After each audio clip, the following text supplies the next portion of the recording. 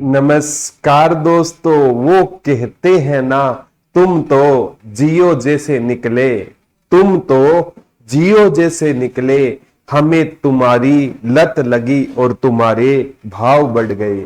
नमस्कार प्यारे बच्चों, एक बार फिर से आपका हार्दिक स्वागत है दुरीना ऐप पर। आज नए सेशन की शुरुआत करते हैं। आपको कल टाइम टेबल पे तो मैंने बताया था मैं 12 से लगभग 1:30 बजे के बीच में आऊंगा, लेकिन आज मैं जल्दी कैसे आ गया। आज हमारे जो मुकेश सर है गुरुकुल के जो संभालते हैं उनकी शादी है, तो भी मैंने सोचा बच्चों की पढ़ाई डिस्टर्ब ना हो, तो इसलिए मैं आज पहले लेक्चर ले रहा हूं और 1-2 दिन के अंदर सभी टीचर आपसे जुड़ जाएंगे। मैंने कहा था थोड़ी स्टूडियो में गांव में थोड़ी दिक्कत थी। सुनीता जय हिंद, अनुराधा, आशीष, सभी को राम राम नमस्ते। जय मां सरस्वती का नाम लेके आज प्यारे बच्चों हम कल मैंने डिस्कस किया था, आज हम है ना एंशिएंट इंडिया की शुरुआत करेंगे। किसकी शुरुआत करेंगे?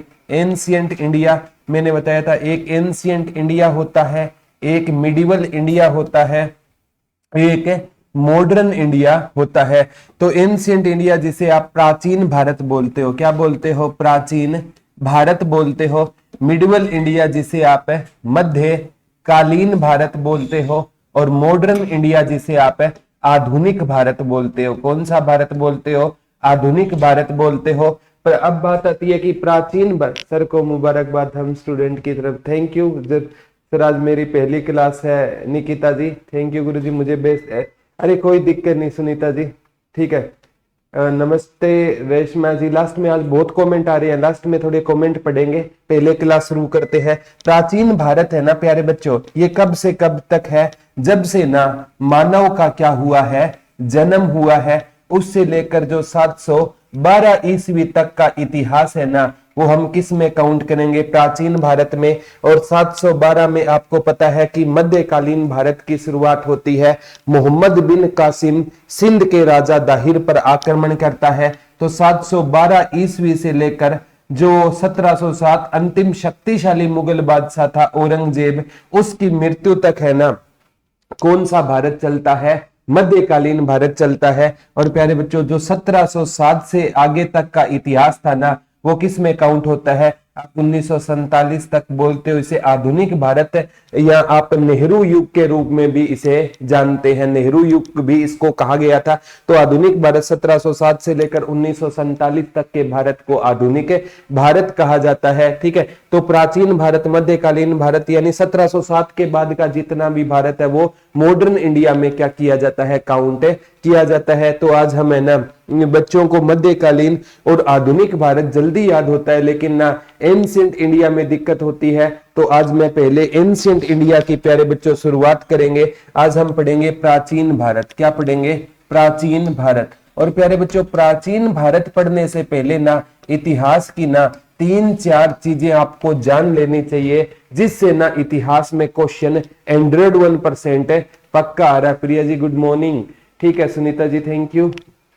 प्राचीन भारत में ना एक आपको बीसी का पता होना चाहिए, एक आपको एडी का पता होना चाहिए, और एक आपको सेंचुरी का पता होना चाहिए। ये 3 टर्म है जहां से क्वेश्चन आएंगे। सेंचुरी बोलते हैं प्यारे बच्चों शताब्दी को बोलते हैं, एडी एनो डोमिनी को बोलते हैं। किसको बोलते हैं? एनो डोमिनी को क्या बोलते हैं? एडी की फुल फॉर्म आई थी एनो डोमिनी, और बीसी की आई थी प्यारे बच्चों बिफोर क्राइस्ट। क्या होती है फुल फॉर्म?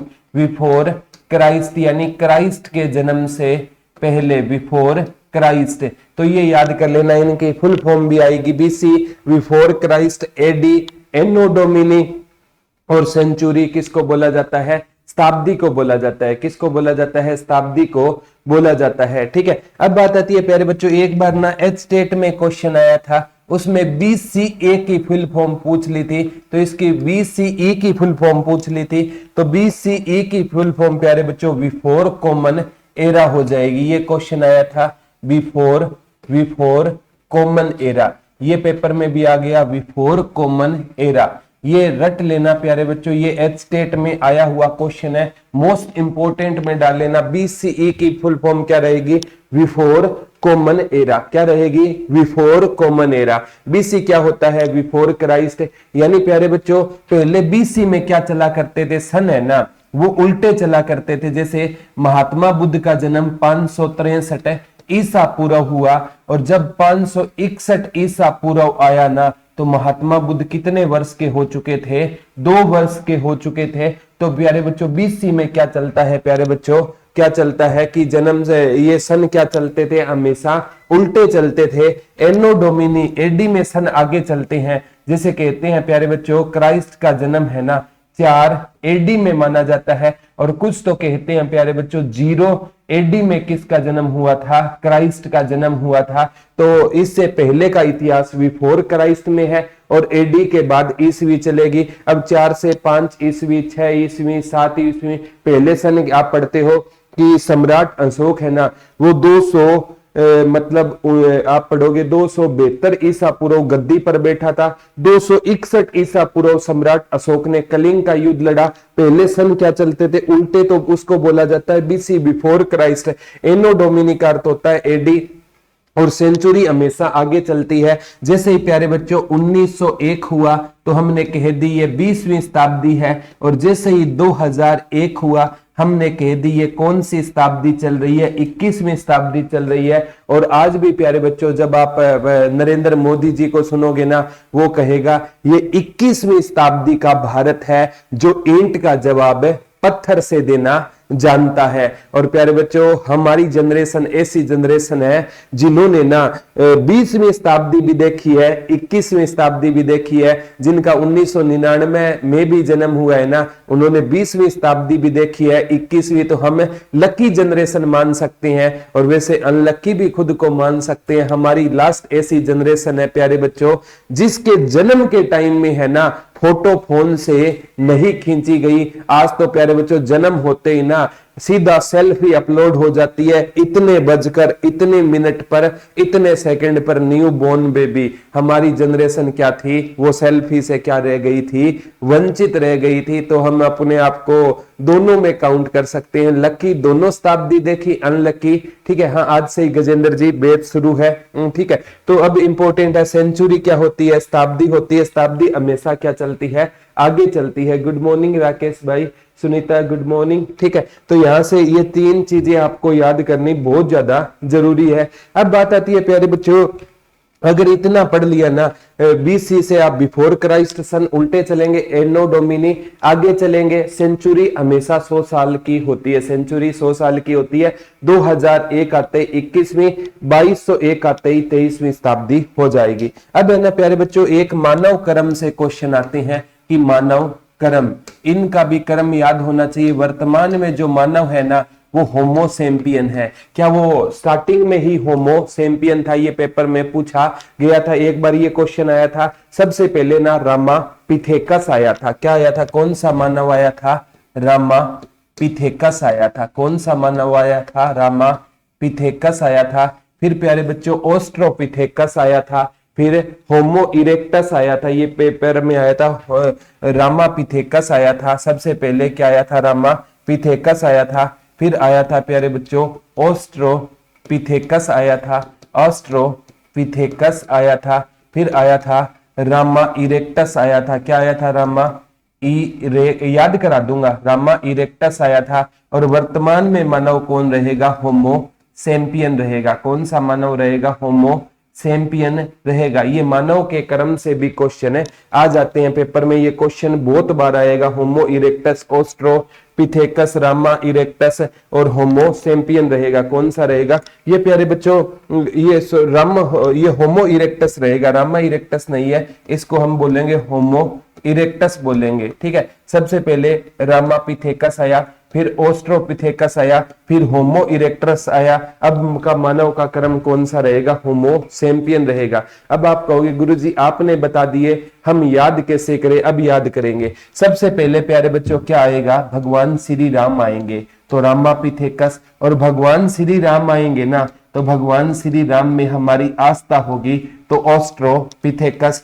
और ज्यादा है ना, हम बात बात पर भगवान श्री राम को याद करेंगे ना, तो राम जी क्या हो जाएंगे? इरिटेट हो जाएंगे, तो क्या हो जाएगा? होमो इरेक्टस। और हम घर पर रहने लग गए ना, घर पर होम पर, तो हमें किसका शौक लग जाएगा? सैंपियन का शौक लग जाएगा, शाम को पीने की कोई दवाई आती होगी। याद कैसे करोगे? सबसे पहले राम जी आए तो रामापिथेकस, राम जी आए तो राम जी में हमारी आस्था होगी, ऑस्ट्रोपिथेकस। और ज्यादा अगर भगवान को याद करोगे ना तो वो क्या हो जाएंगे? इरिटेट हो जाएंगे, होमो इरेक्टस। और ज्यादा हम घर पे रहने लग गए ना तो खाली दिमाग शैतान का। अगर शाम को सैंपियन की याद आएगी, होमो सैंपियन, तो ये मानव के कर्म से क्वेश्चन आएगा कि सबसे पहले कौन सा मानव आया, उसके बाद कौन सा मानव आया, उसके बाद कौन सा आया और उसके बाद कौन सा आया। जैसे बीसी बिफोर क्राइस्ट या बीसीई बिफोर कॉमन एरा हो जाएगा, या पूछे एडी एनो डोमिनी हो जाएगा, सेंचुरी शताब्दी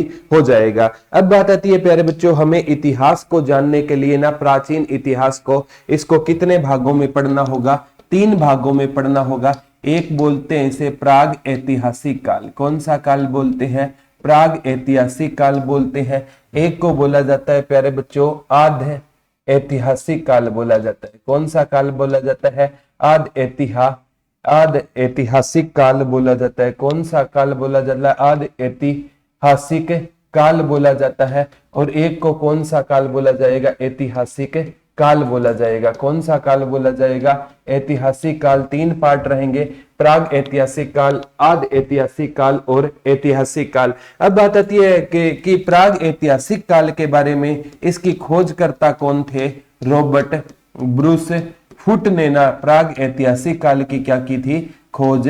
रॉबर्ट ब्रूस फुट ने इस काल की क्या की थी? खोज की थी। सबसे पहले आपको पता होना चाहिए प्यारे बच्चों कि प्राग ऐतिहासिक काल गुरुजी कौन सा होता है? तो प्यारे बच्चों ऐसा काल होता है, ऐसा काल होता है जिसका कोई लिखित साक्ष्य ना मिले, जिसका कोई क्या ना मिले? लिखित साक्ष्य ना मिले। अब ऑब्वियस सी बात है, लिखित नहीं मिलेगा तो वो पढ़ा भी नहीं जाएगा। तो ये सारा का सारा किस पर डिपेंड रहेगा? पूरा तात्विक साक्ष्यों पर क्या रहेगा? डिपेंड रहेगा। पूरा तात्विक एविडेंस पर क्या रहेगा? ये डिपेंड रहेगा। ये याद कर लेना। कमेंट रिफ्रेश करवाने राहुल को बोलना सर जी, ठीक है। सबसे पहले प्राग ऐतिहासिक काल के खोजकर्ता कौन थे? रॉबर्ट ब्रूस फुट थे। ये कैसा काल था प्यारे बच्चों? इसमें ना ऐसा काल था जिसका कोई हमें लिखित साक्ष्य नहीं मिला। तो लिखित साक्ष्य नहीं मिला तो इसको क्या नहीं गया? पढ़ा भी नहीं गया। तो हम कैसे जज करते हैं? तो पूरा तात्विक साक्ष्यों पर। गुरुजी हम पूरा तात्विक साक्ष्यों से कैसे जज कर पाएंगे? अब पुराने टाइम में कोई नाचती हुई नर्तकी मिली है ना, तो हमने कह दिया ना कि सिंधु सभ्यता के लोग है ना वो किसके शौकीन होते थे? वो नाच गाने के शौकीन होते थे। अगर वहां से कोई पिस्टल मिला है ना तो हम कह देते कि सिंधु सभ्यता के लोग है ना वो क्या करते थे? वो अटैकर होते थे, आक्रमणकारी होते थे। तो सिंधु सभ्यता से हमें कोई हथियार नहीं मिले तो हमने कह दिया ना वहां के लोग शांति प्रिय थे। तो पुराने टाइम में प्यारे बच्चों कोई चीजें मिलती है ना उसी के आधार पर जज किया जाता है। जैसे आपने पढ़ा होगा, सबसे इंपॉर्टेंट है ना, जैसे मैंने आपको हमेशा बताया है कि 2री शताब्दी में शुद्ध यमुनानगर से एक बैलगाड़ी मिली थी और बैलगाड़ी को देखकर हमने कह दिया कि वो क्या, उनके हाथ में ऐसे वाद्य यंत्र थे जिनका संगीत में प्रयोग किया जाता है। तो हमने कह दिया वो क्या होते थे? संगीतकार होते थे। ये याद कर लेना। अब इसका एग्जाम्पल पूछे ना पुरातात्विक प्राग ऐतिहासिक काल का, तो इसका एग्जाम्पल क्या रहेगा? तो पाषाण काल हो जाएगा। जैसे पूरा पाषाण काल, मध्य पाषाण काल, नव पाषाण काल, इनका कोई लिखित साक्ष्य नहीं मिला है। लिखित नहीं मिला है तो इनको पढ़ा भी नहीं गया है। तो ऐसी चीजें आपको याद रखनी है। ये कौन सा काल होगा? प्राग ऐतिहासिक काल होगा, जिसका ना तो कोई लिखित साक्ष्य मिले, लिखित ना मिले तो उसे पढ़ा भी नहीं जाएगा। गुरुजी आध ऐतिहासिक, आध का मतलब होता है आधा, आधा का मतलब होता है 50, तो 50-50 यानी जिसका प्यारे बच्चों लिखित साक्ष्य तो मिले, जिसका लिखित साक्ष्य मिले लेकिन उस लिखित साक्ष्य को पढ़ा ना जाए। गुरुजी ये कैसे हो सकता है प्यारे बच्चों? जैसे मैं बताता हूं, हमारी सिंधु सभ्यता थी। गुरुजी सिंधु थी या हड़प्पा थी, दोनों एक ही बात है। चाहे गंगाधर कह लो चाहे शक्तिमान कह लो, एक ही बात है। सिंधु सभ्यता और हड़प्पा सभ्यता प्यारे बच्चों क्या थी? एक ही सभ्यता थी। याद कैसे करोगे? या मतलब आप कहोगे सर इसके लिखित साक्ष्य तो मिले, पढ़ा क्यों नहीं गया? क्योंकि प्यारे बच्चों सिंधु सभ्यता की लिपि क्या थी? भाव चित्रात्मक थी। कैसी थी? भाव चित्रात्मक थी और इस लिपि को आज तक पढ़ा नहीं गया। तो आदि ऐतिहासिक काल ऐसा काल होगा जिसका लिखित साक्ष्य तो मिले लेकिन जिसको पढ़ा ना गया हो। तो उदाहरण के तौर पर सिंधु सभ्यता हो जाएगी। प्राग ऐतिहासिक काल ऐसा काल जिसका ना लिखित साक्ष्य मिला ना उसको पढ़ा गया। एग्जाम्पल के तौर पर कौन सा काल हो जाएगा? पाषाण काल हो जाएगा। ऐतिहासिक काल वो था प्यारे बच्चों जिसका ना हमें क्या मिला था? लिखित साक्ष्य भी मिला और जिसको क्या गया था? पढ़ा भी गया था। जिसका लिखित साक्ष्य भी मिला और जिसको पढ़ा भी गया तो वो कौन सा काल हो जाएगा? ऐतिहासिक काल। जैसे हमारा वेद हो गए, इसे वैदिक काल या उत्तर वैदिक काल इसमें आ जाएगा। वेद किस भाषा में लिखे हुए थे? संस्कृत भाषा में लिखे हुए थे। तो वेदों के हमें प्रमाण भी मिले और उनको पढ़ा भी गया। तो यहां से क्वेश्चन पक्का आएगा। विशाल जी आप है ना दोबारा से बात कर लो आज, ठीक है? नोट्स चाहिए ना तो आप बात कर लेना, आज आपको इस प्रॉब्लम का सॉल्यूशन हो जाएगा। राहुल जी इनकी प्रॉब्लम सॉर्ट आउट करनी है आज, ठीक है? तो प्राग ऐतिहासिक काल ऐसा काल था जिसका लिखित साक्ष्य तो मतलब ना तो लिखित मिला और ना उसको पढ़ा गया, ठीक है? जैसे पाषाण काल है, ये सारा का सारा पुरातात्विक साक्ष्यों पर आधारित था। आदि ऐतिहासिक काल 50-50 जिसका लिखित साक्ष्य तो मिला लेकिन पढ़ा नहीं गया। गुरुजी पढ़ा क्यों नहीं गया? क्योंकि सिंधु सभ्यता की लिपि भाव चित्रात्मक थी इसलिए उसको पढ़ा नहीं जा सका। ऐतिहासिक काल वो था जिसका लिखित साक्ष्य तो मिला लेकिन उसको क्या किया प्यारे बच्चों? इसका लिखित भी मिला और इसको पढ़ा भी गया। जैसे वैदिक काल हो गया हमारे, वेद ऋग्वेद, सामवेद, यजुर्वेद, अथर्ववेद इनको पढ़ा भी गया और इनको समझा भी गया। तो वो ऐतिहासिक काल में चले जाएंगे। ये चीज याद करना, इस टेबल से आप है एक क्वेश्चन इस टेबल से ही आ जाएगा। अब वो पूछेगा प्राग ऐतिहासिक काल का टेन्योर कब है? लगभग प्यारे बच्चों 25 लाख ईसा पूर्व से लेकर 25 लाख ईसा पूर्व से लेकर 10,000 ईसा पूर्व है ना। 25 लाख ईसा पूर्व से लेकर 10,000 ईसा पूर्व हमारा कौन सा काल था? प्राग ऐतिहासिक काल था। ये टेन्योर पक्का पूछा जाएगा। 25 लाख ईसा पूर्व से लेकर 10,000 ईसा पूर्व। आदि ऐतिहासिक काल प्यारे बच्चों 10,000 ईसा पूर्व से लेकर 4,000 ईसा पूर्व। 10,000 ईसा पूर्व से लेकर 4,000 ईसा पूर्व हमारा आदि ऐतिहासिक काल था। और 4,000 ईसा पूर्व से लेकर 1,000 ईसा पूर्व ये हमारा कौन सा काल था? ऐतिहासिक काल था। यहां से क्वेश्चन पक्का आएगा। टेन्योर से क्वेश्चन 101% एसएससी पूछेगा। 25 लाख से लेकर 10,000 ईसा पूर्व प्राग ऐतिहासिक काल। आदि ऐतिहासिक काल 10,000 से लेकर 4,000 और 10,000 से मतलब 4,000 से 1,000 तक ऐतिहासिक काल में काउंट होगा। ये चीजें है ना आगामी एग्जाम में बहुत बड़ा रोल प्ले करने वाली है। अब बात आती है प्यारे बच्चों सबसे इंपॉर्टेंट, एक व्यक्ति होता था जर्गनेसन थॉमसन। उसने बताया था 1820 में, ये पेपर में आया था क्योंकि जितने भी क्वेश्चन आए हैं ना पेपर में मैंने शॉर्ट लिस्टेड किए हैं। एक व्यक्ति होता था जर्गनेसन थॉमसन। जर्गनेसन थॉमसन इसने कहा कि हमारी सभ्यता है ना ये 3 भागों में डिवाइडेड है। सबसे पहले इसने कहा था पाषाण काल आया था और उसके बाद है ना कांस्य युग आया था और उसके बाद कौन सा युग आया था? लो युग आया था। ये क्वेश्चन पक्का आएगा कि किस व्यक्ति ने कहा था हमारी सभ्यता को 3 भागों में बांटा था? जर्गनेसन थॉमसन ने बांटा था। बोला पहले पाषाण काल आया था, पत्थर युग आया था, उसके बाद कांस्य युग आया था क्योंकि हमारी सिंधु सभ्यता है ना वो कांस्य युगीन सभ्यता थी। कांसा है ना वो तांबा और टीन के मिश्रण से क्या बनता था? कांसा बनता था। और वैदिक काल में लोहे की खोज हुई तो वैदिक काल क्या कौन सा काल था? इसको क्या कहा गया था? लो युग के रूप में किस काल को देखा गया था? वैदिक काल को। तो ये बात हमें किसने बताई थी? जर्गनेसन थॉमसन ने बताई थी कि हमारी सभ्यता 3 क्रम में है। पहले पत्थर युग आया, फिर कांस्य युग आया और वर्तमान में कौन सा युग रहेगा?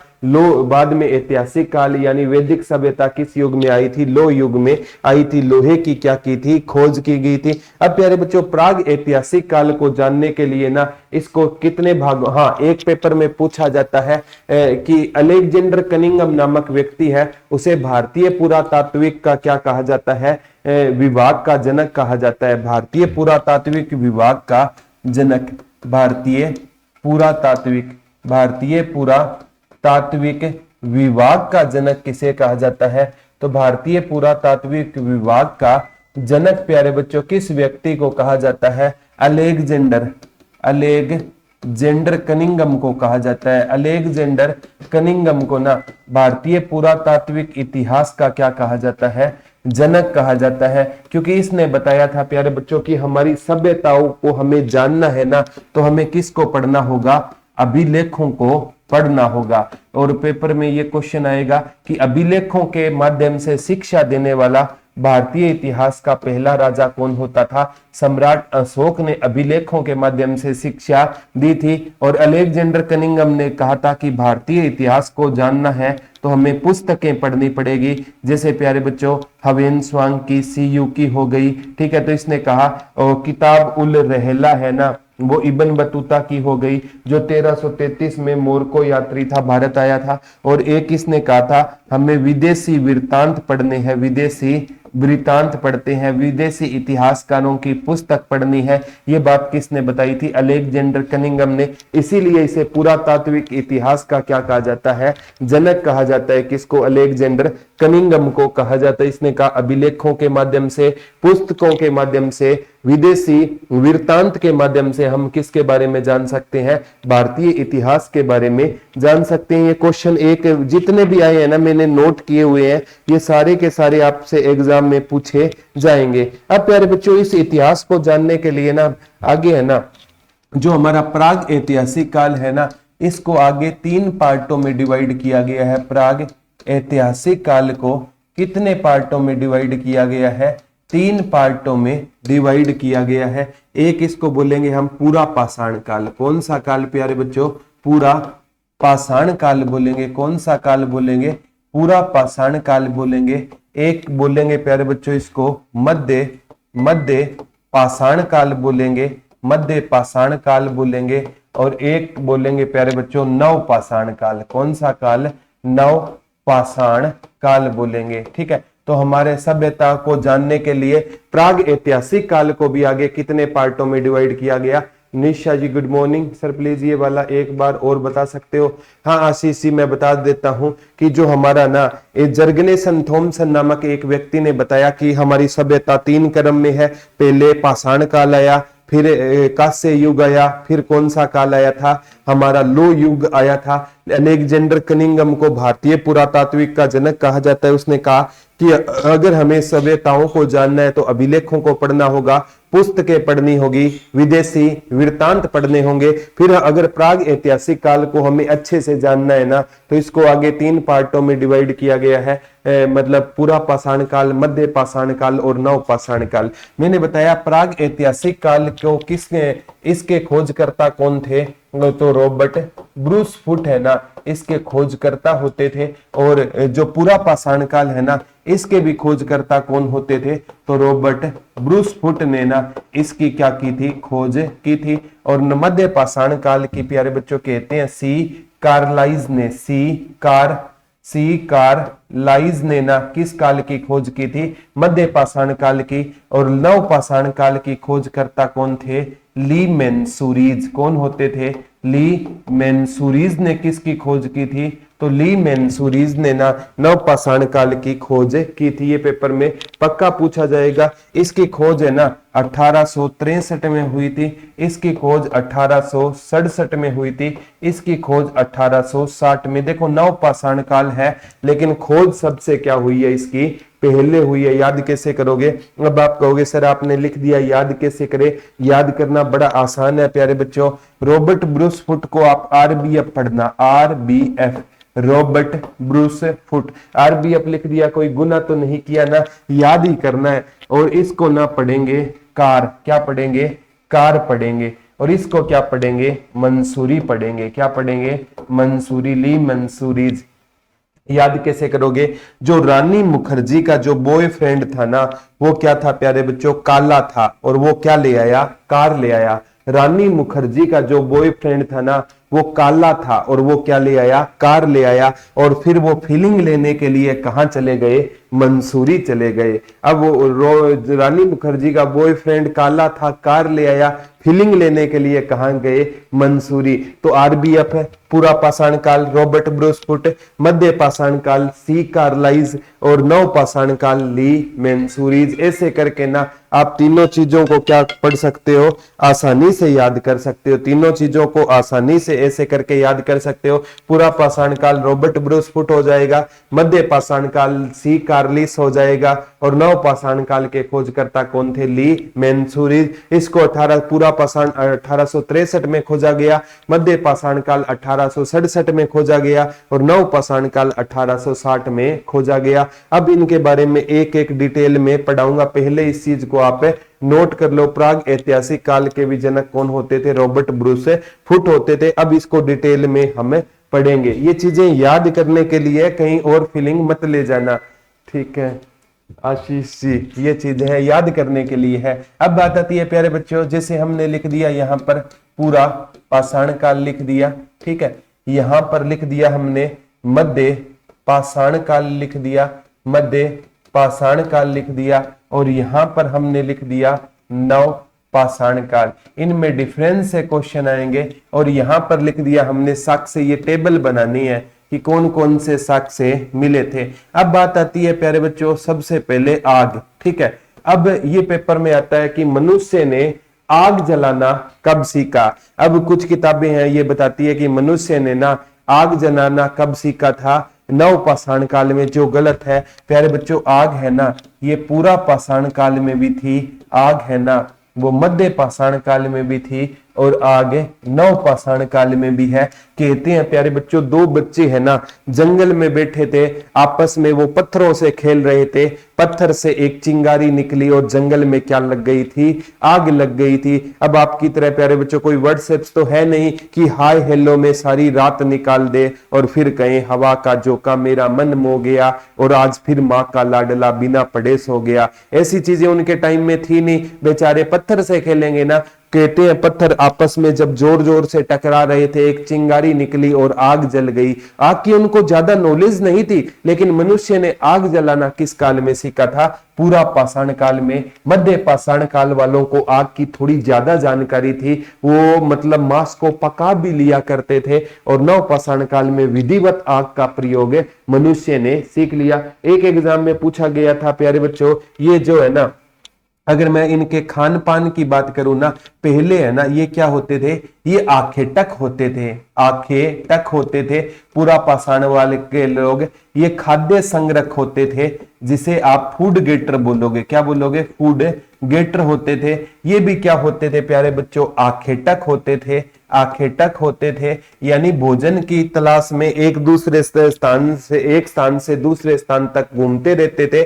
और मनुष्य ने ना अगर पूछे ना स्थायी निवास है ना कब करना शुरू किया था, नव पाषाण काल में। अब कहोगे गुरुजी कैसे थे, आंखें टक क्या होता है, खाद्य संग्रह क्या होता है। पूरा पाषाण काल वाले प्यारे बच्चों शिकार की खोज में एक स्थान से दूसरे स्थान तक जाते थे।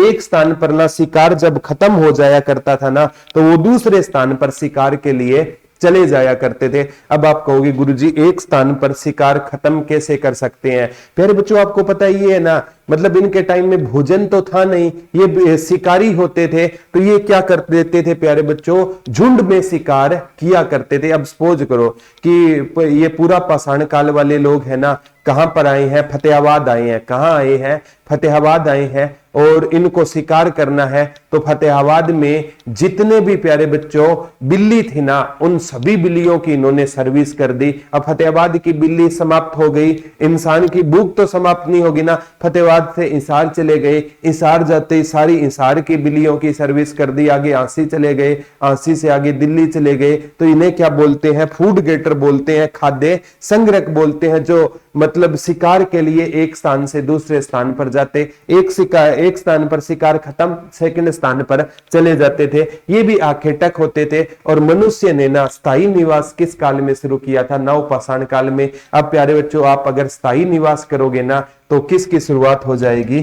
कृषि की भी क्या हो जाएगी? शुरुआत हो जाएगी। तो कृषि किस काल में आया? नवपाषाण काल में आया। अब कृषि है ना प्यारे बच्चों, अब सपोज करो कि आपके ना एक खेत में 10 मन गेहूं हुई है और आपको ना खाने के लिए 5 मन गेहूं चाहिए, तो आप क्या करोगे? उसका व्यापार करोगे। तो व्यापार किसके माध्यम से? तो पहिए की खोज किस काल में हुई थी? ये पेपर में सबसे ज्यादा पूछा जाता है, एसएससी का तो आई लव यू क्वेश्चन है कि पहिए का खोज किस काल में हुई थी? तो पहिए की खोज प्यारे बच्चों किस काल में हुई थी? नवपाषाण काल में हुई थी। मनुष्य ने कृषि करना किस काल में सीखा था? नवपाषाण काल में सीखा था। अब बात आती है इनके औजार, क्या होते हैं प्यारे बच्चों?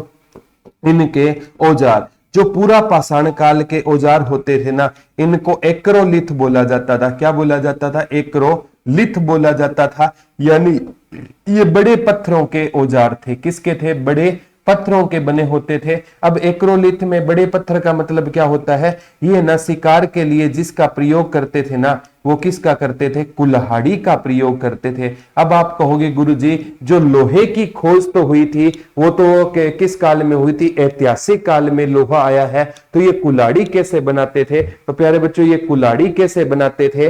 ये ना क्या करते थे? पत्थर को काट लेते थे, पत्थर को नुकीला काटते थे, ताकि है ना इस प्रकार से पत्थर को काट लेते थे, नुकीला बना देते थे जिससे शिकार किया जाए। तो ये शिकार के लिए ना कुल्हाड़ी का प्रयोग करते थे। और मध्य पाषाण काल वाले है ना प्यारे बच्चों ये सूक्ष्म पत्थर जिसे माइक्रोलिथ बोला जाता है, इसमें बड़े पत्थरों का यूज होगा, इनमें सूक्ष्म पत्थर का यूज होगा। ये है ना मतलब शिकार के लिए भाले का और तीर कमान का क्या किया करते थे? प्रयोग करते थे। तो भाला और तीर कमान किस काल में आया है? तो भाला और तीर कमान है ना प्यारे बच्चों वो मध्य पाषाण काल में आया है। और जितने भी प्यारे बच्चों लेटेस्ट वेपन होंगे ना, आधुनिक हथियार होंगे, वो किस काल में आएंगे? नवपाषाण काल में। नहीं समझे होंगे मैं बताता हूं। पहले बड़े पत्थर आए, बड़े पत्थर के औजार आए, फिर सूक्ष्म पत्थर के, और उसके बाद तो आधुनिक हथियार आ गए।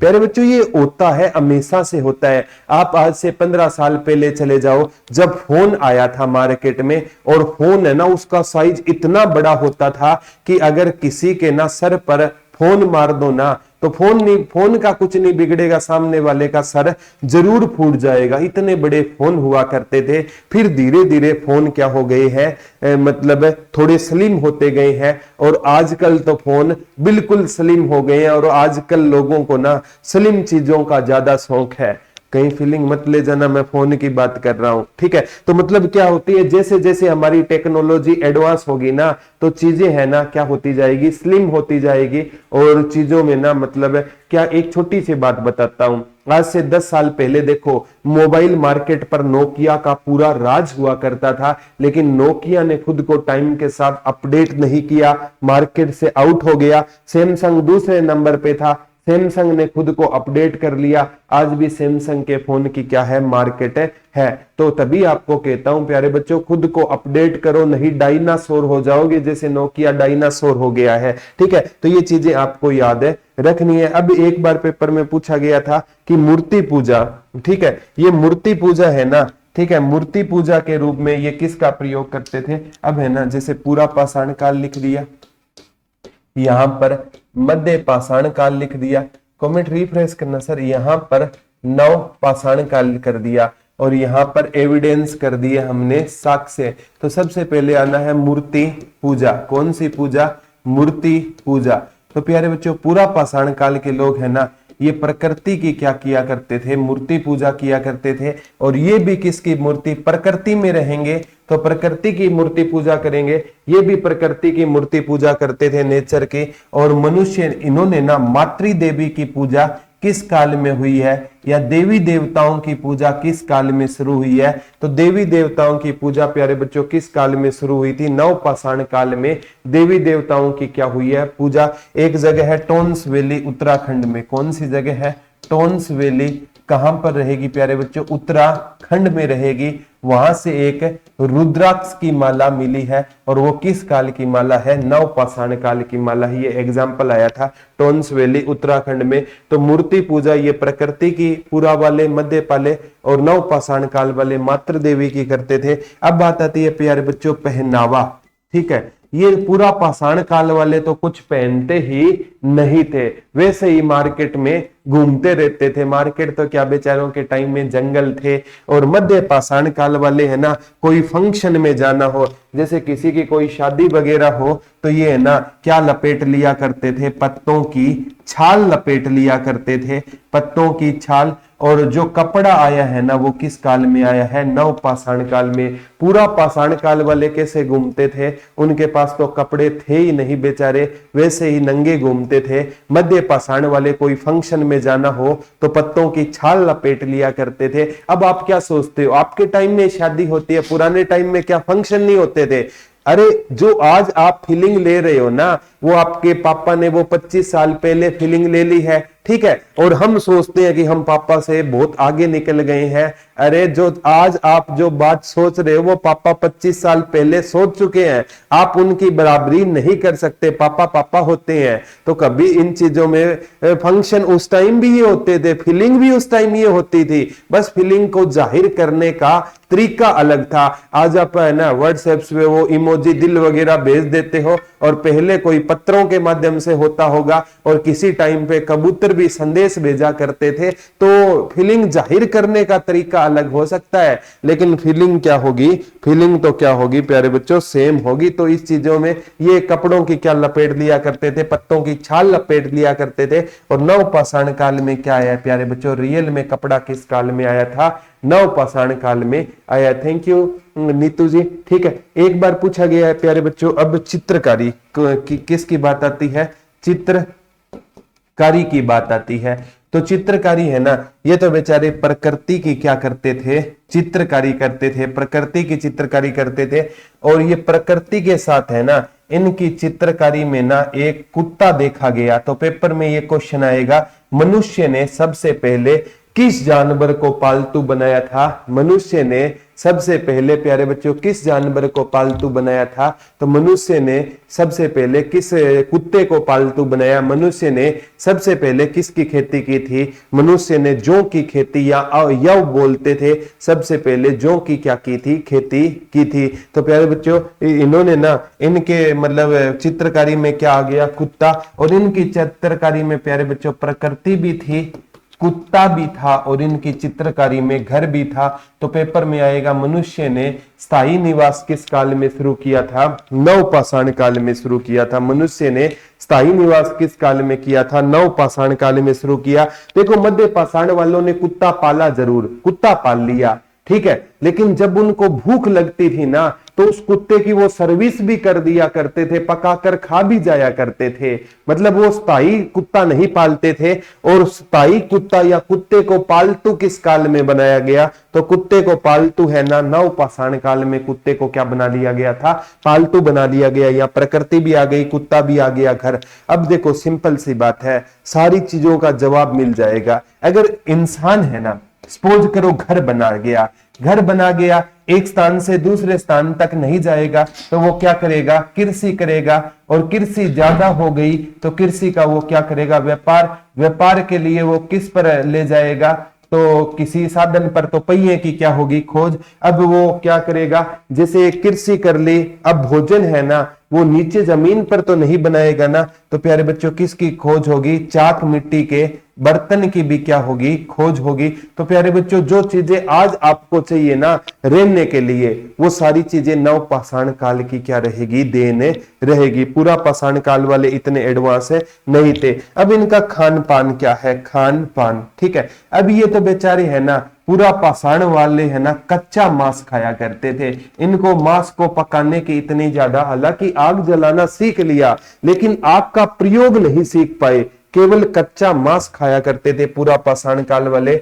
मध्य पाषाण काल वाले क्या करते थे, मांस को कच्चा भी खा जाया करते थे और मांस को पका भी लिया करते थे, जिसको वो तो शौक की बात है, कईयों को कच्चे की शौक है तो उन्होंने कच्चा खा लिया, और कईयों को पकाकर शौक हुआ तो पकाकर। और मनुष्य ने विधिवत रूप से ना पकाना किस काल में सीखा था, तो वो किस काल में सीखा था प्यारे बच्चों, नवपाषाण काल में सीखा था।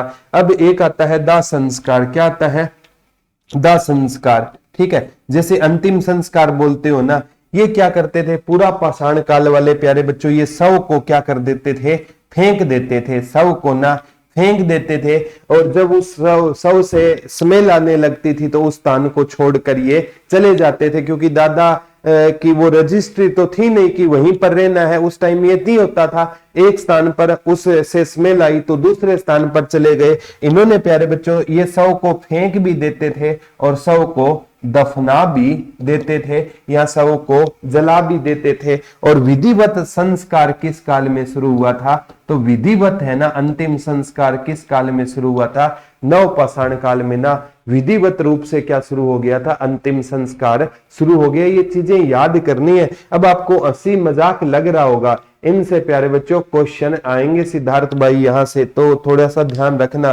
ठीक है, ये सारी की सारी चीजें है ना आपको नोट करनी है। अब एक बार पेपर में पूछा गया था, एक बार रिफ्रेश करना, एक जगह है प्यारे बच्चों भीमबेटका, यहाँ पर देखो पूरा पाषाण काल, क्योंकि बस्तियां भी पूछी जाएगी, मध्य पाषाण काल, और यहाँ पर नव पाषाण काल, नव पाषाण काल, क्योंकि इनकी बस्तियां भी पूछी जाती है प्यारे बच्चों। पूरा पाषाण काल है ना, ठीक है, एक जगह है भीमबेटका, भीमबेटका ये कहां पर है, मध्य प्रदेश। एक बार तो डायरेक्ट आया था, भीमबेटका कहां पर रहेगा, मध्य प्रदेश में रहेगा। यहां से ना चित्रकारी मिली है, और यहां से प्यारे बच्चों भित्ति चित्रकारी मिली है। भित्ति चित्रकारी क्या होती है, पत्थर के ऊपर क्या की जाती थी, चित्रकारी। तो भीमबेटका है ना, इसमें पूरा पाषाण काल के भी साक्ष्य मिले थे, मध्य पाषाण काल के भी साक्ष्य मिले थे, और भीमबेटका है ना, इसमें नव पाषाण काल के भी क्या मिले, साक्ष्य। अब कहोगे तीनों काल के कैसे होंगे, पूरा पाषाण, अगर कोई प्रकृति की चित्रकारी होगी तो पूरा पाषाण काल, प्रकृति के साथ कुत्ता आ गया तो मध्य पाषाण काल, प्रकृति कुत्ता और घर आ गया तो नव पाषाण काल। तो भीमबेटका जो बस्ती है ना वो तीनों काल में चली जाएगी। पेपर में ये पक्का पूछा जाता था। ठीक है, ये पेपर में आगामी एग्जाम में भी प्यारे बच्चों आपसे पक्का पूछा जाएगा। एक बार पूछा गया था, आगामी एग्जाम में भी पूछा जा सकता है। एक अतिपरक्कम है तमिलनाडु में, ठीक है, अतिपरक्कम कहां पर रहेगा, तमिलनाडु में रहेगा, और अतनोरा मध्य प्रदेश। अतिपरक्कम तमिलनाडु और अतनोरा कहां पर रहेगा, मध्य प्रदेश में रहेगा। अतिपरक्कम, अतिपरक्कम कहां पर रहेगा, तमिलनाडु में रहेगा, और अतनोरा कहां पर रहेगा, मध्य प्रदेश में रहेगा, एमपी में रहेगा। यहां से क्या मिली है, हमें खोपड़ी मिली है। और ये किस काल की बस्ती थी प्यारे बच्चों, पूरा पाषाण काल की बस्ती थी। देखो भीमबेटका, एक मैंने बताया था रुद्राक्ष की माला मिली, तो वो तो नव पाषाण काल की थी। मनुष्य ने मातृ देवी की पूजा किस काल में की, नव पाषाण काल।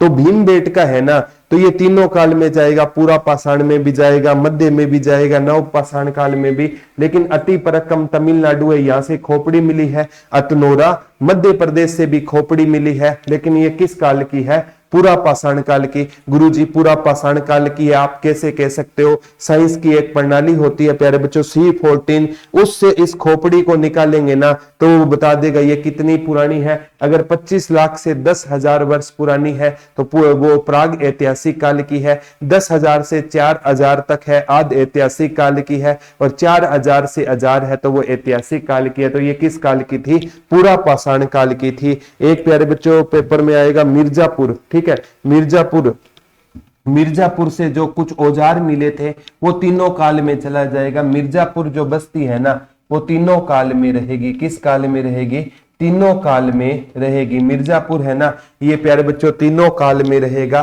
देखो सिंपल सी बात बताता हूं, भीमबेटका है, तीनों काल में रहेगा। अतिपरक्कम है तमिलनाडु में, अतनोरा मध्य प्रदेश में, ये किस काल में है, पूरा पाषाण काल में। भीमबेटका मिर्जापुर है ना, ये मध्य में भी रहेगा, नव पाषाण काल में भी रहेगा। एक बार मध्य पाषाण काल की एक बस्ती पूछी गई थी, चोपनी मांडा यूपी में है, कौन सी रहेगी, चोपनी मांडा। चोपनी मांडा कहां पर है, यूपी में है। यहां से मृदु भांड मिला था। मृदु भांड क्या होता है गुरुजी? मृदु भांड मिट्टी का बर्तन होता है जो हर घर में क्या होता था? प्रयोग होता था। मृदु भांड क्या होता है गुरुजी? मिट्टी का ऐसा बर्तन था जो हर घर में प्रयोग होता था। तो चोपनी मांडा किस काल की बस्ती है? मध्य पाषाण काल की। एक पेपर में पूछा गया था बागोर राजस्थान, बागोर राजस्थान और आदमगढ़ एमपी। बागोर कहां पर रहेगा? राजस्थान में रहेगा। और आदमगढ़ कहां पर रहेगा? आदमगढ़, आदमगढ़। ठीक है। यहां से प्यारे बच्चों हमें पशुपालन के क्या मिले थे? साक्ष्य मिले थे। ये याद कर लेना। बागोर राजस्थान से, आदमगढ़ से हमें किसके साक्ष्य मिले? एमपी में हमें किसके साक्ष्य मिले थे? हमें पशुपालन के साक्ष्य मिले। देखो भीमबेटका तीनों काल में है, मिर्जापुर तीनों काल में है, अति परक्कम किस काल में है? पूरा पाषाण काल में, अतनोरा पूरा पाषाण काल में, मध्य पाषाण वाला एक तो चोपनी मांडा याद कर लेना, मृदु भांड मिला, एक आदमगढ़ एमपी में है, बागोर राजस्थान, यहां से पशुपालन के साक्ष्य मिले। मनुष्य ने सबसे पहले किस जानवर को पालतू बनाया था? तो वो कुत्ते को पालतू बनाया। और देखो चोपनी मांडा, मृदु भांड, मिट्टी के बर्तन मिले जरूर, लेकिन सबसे ज्यादा चाक मिट्टी के बर्तन किस काल में आएंगे? नवपाषाण काल में आएंगे। नवपाषाण कालीन वस्ती पूछे तो मेहरगढ़। मेहरगढ़ कहां पर रहेगा? मेहरगढ़ है ना, ये पाकिस्तान में रहेगा। यहां से कहते हैं पक्के घरों के क्या मिले थे? मकान मिले थे। और यहां से कुछ कृषि के भी क्या मिले थे? साक्ष्य मिले थे। एक है प्यारे बच्चों सबसे ज्यादा पूछा जाता है बुर्ज होम। बुर्ज होम है जम्मू कश्मीर में। यहां से क्या मिली थी? एक हमें कब्र मिली थी। क्या मिली थी? कब्र मिली थी। और कब्र में ना कहते हैं इंसान के साथ है ना किसको दफनाया गया था? कुत्ते को दफनाया गया था। देखो प्यारे बच्चों पहले है ना मतलब क्या होता था कि सबसे ज्यादा आदमगढ़ एमपी में है निकिता जी। पहले क्या होता था प्यारे बच्चों? आपने सती प्रथा सुनी होगी कि किसी का पति मर जाए तो पत्नी को सती कर दिया जाता। यहाँ सती प्रथा नहीं थी प्यारे बच्चों, यहाँ कुत्ता प्रथा थी। कुत्ता प्रथा कैसे थी गुरुजी? किसी का स्वामी मतलब आदमी मर जाए ना, किसी कुत्ते का स्वामी मर जाए जो कुत्ता पालता था, तो उसके साथ कुत्ते की भी सर्विस कर दी जाती थी। तो ये याद कर लेना, आगामी एग्जाम में ये पेपर में पक्का यहां से आएगा। तो बुर्ज होम जम्मू कश्मीर में है। यहां से गर्तवास भी मिला है, यानी जो है ना गुफा के भी साक्ष्य कहां से मिले हैं? बुर्ज होम से मिले हैं। एक बार चिरांद बिहार और कोल्डी हवा यूपी, ये याद कर लेना, चिरांद बिहार और कोल्डी हवा यूपी। चिरांद कहां पर रहेगा? चिरांद बिहार में रहेगा। और कोल्डी हवा कहां पर रहेगा? यूपी में रहेगा। यहां से ना हमें चावल के साक्ष्य मिले थे। किसके साक्ष्य मिले थे? चावल। और मेहरगढ़ से हमें किसके साक्ष्य मिले थे? कृषि के क्या मिले थे? साक्ष्य मिले थे। देखो ये नवपाषाण कालीन की बस्तियां पेपर में पक्की पूछी जाएगी।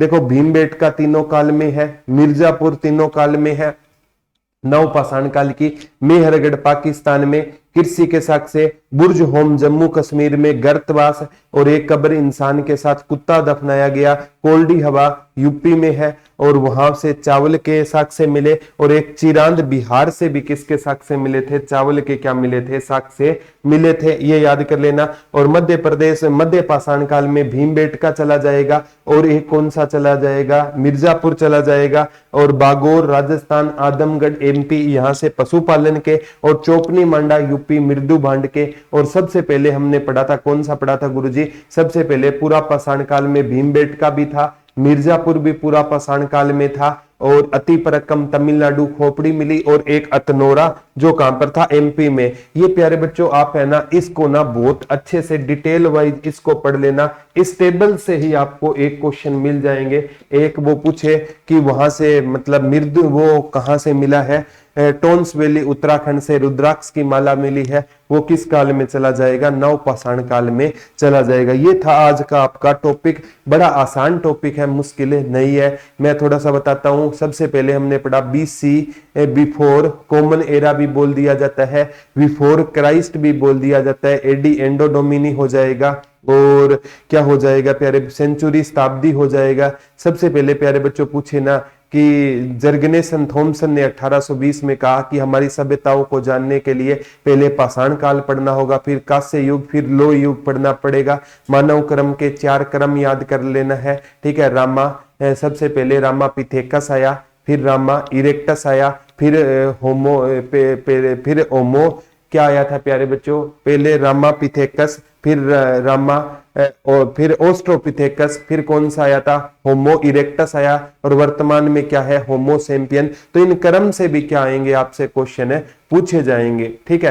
फिर हमने प्यारे बच्चों सारा का सारा इतिहास पढ़ा, प्राग ऐतिहासिक काल ऐसा काल जिसके बारे में रॉबर्ट ब्रूस फुट ने बताया, जिसका लिखित साक्ष्य नहीं मिला तो पढ़ा भी नहीं गया, पुरातात्विक साक्ष्यों पर बेस्ड था। आदि ऐतिहासिक काल 50-50 लिखित साक्ष्य मिला और उसको पढ़ा भी, लिखित मिला लेकिन पढ़ा नहीं गया, जैसे सिंधु सभ्यता। पूरा पाषाण काल में पाषाण काल, और ऐतिहासिक काल में कौन सा हो जाएगा, जिसका लिखित साक्ष्य भी मिला पढ़ा भी गया, जैसे हमारा वैदिक काल और उत्तर वैदिक काल हो जाएगा। ये था आज का टॉपिक। आज का टॉपिक कैसा लगा कमेंट करके जरूर बताना। कल से प्यारे बच्चों कल है ना, मैं हो सकता है जल्दी क्लास ले लूं, और उसके बाद है ना आपसे 12 से 2 ही मेरी क्लास है रहा करेगी। आज मेरे को शादी में जाना था, मैंने सोचा बच्चों का नुकसान ना हो, कल भी घर पे बहुत जरूरी काम है, लेकिन कल भी आपकी क्लास में किसी भी हालत में आपकी क्लास है नहीं रुकेगी। कोशिश करूंगा मैं जल्दी क्लास है लेने की, हो सकता है मैं 8 से 9 कल आपकी क्लास है ले लूं, क्योंकि मेरे प्यारे बच्चे हैं ना, वो मेरी जान है, आप सब में जान बसती है। जैसे आप पढ़ते हो ना पुराने टाइम में कि राजा की वो तोते में जान बसती थी, मेरी जान आप में बसती है, आपसे मैं ज्यादा दूर नहीं रह सकता। ये लेक्चर कैसा लगा और ये कोर्स है ना, इसके बारे में बच्चों को जरूर बताना। तो आज के लिए इतना ही है, कल दोबारा रूबरू होंगे, तब तक के लिए धन्यवाद दोस्तों। जय हिंद, जय भारत, लव यू ऑल।